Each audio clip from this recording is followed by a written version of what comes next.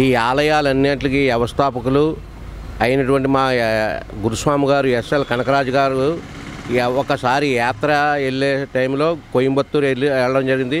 అక్కడ ఈ ఆదియోగి విగ్రహం స్టాట్యూస్ చూడడం జరిగింది. అదే విగ్రహం మన ఆలయ ప్రాంగంలో కూడా కడితే బాగుంటుందనే ఉద్దేశంతో ఈ ఆలయంలో మా గురుస్వామి గారు అయినటువంటి ఎస్ఎల్ కనకరాజు గురుస్వామి గారు నిర్మించడం జరిగింది. ఈ స్టాట్యూస్ ఆదియోగి విగ్రహం 26/2/2025 బుధవారం 7:30 ప్రారంభించడం జరుగుతుంది. అలాగే భక్తులందరికీ కూడా దర్శనం ఇవ్వడం జరుగుతుంది.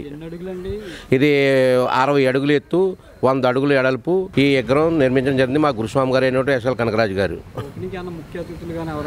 అంతా కూడా మా గురుస్వామి గారి చేతుల మీదుగానే జరుగుతుందండి. అన్నీ కూడా ఈ దేవాలయాలన్నీ కూడా మా గురుస్వామి గారే శంకుస్థాపన చేశారు. స్వామి చరణం స్వామి చెన్నమయ్యప్ప.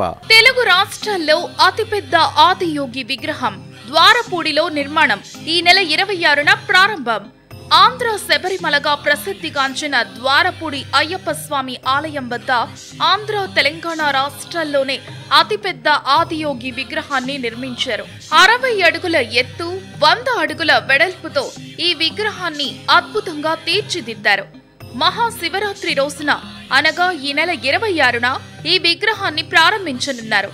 తమిళనాడు రాష్ట్రం కోయంబత్తూర్ ఈశా యోగా కేంద్రంలో 112 అడుగుల ఎత్తు, 82 అడుగుల వెడల్పుతో నిర్మించిన విగ్రహం భక్తుల ఆదరణ విశేషంగా పొందుతుంది.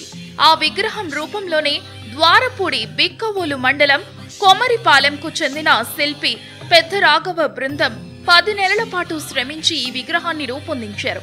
పూర్తిగా సిమెంట్తో సుమారు 20 లక్షల వ్యయంతో ఈ విగ్రహాన్ని నిర్మించినట్లు ఆలయ గురుస్వామి ఎస్ఎల్ కనకరాజు తెలిపారు.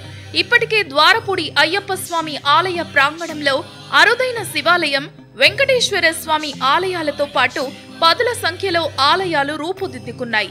భక్తుల ఆదరాభిమానాలు పొందుతున్నాయి. ఇప్పుడు ఈ ఆదియోగి విగ్రహం ద్వారా ఈ ఆలయానికి మరింత ఆధ్యాత్మిక శోభ సంతరించుకోనుంది. మండపేట మండలంకు చెందిన ఈ ద్వారపూడి రాజమహేంద్రవరంకు సుమారు 20 కిలోమీటర్లు, అనపర్తికి కేవలం 2 కిలోమీటర్ల దూరంలో సామర్లకోట కెనాల్ రోడ్ను ఆనుకుని ఈ ఆలయం ఉంటుంది.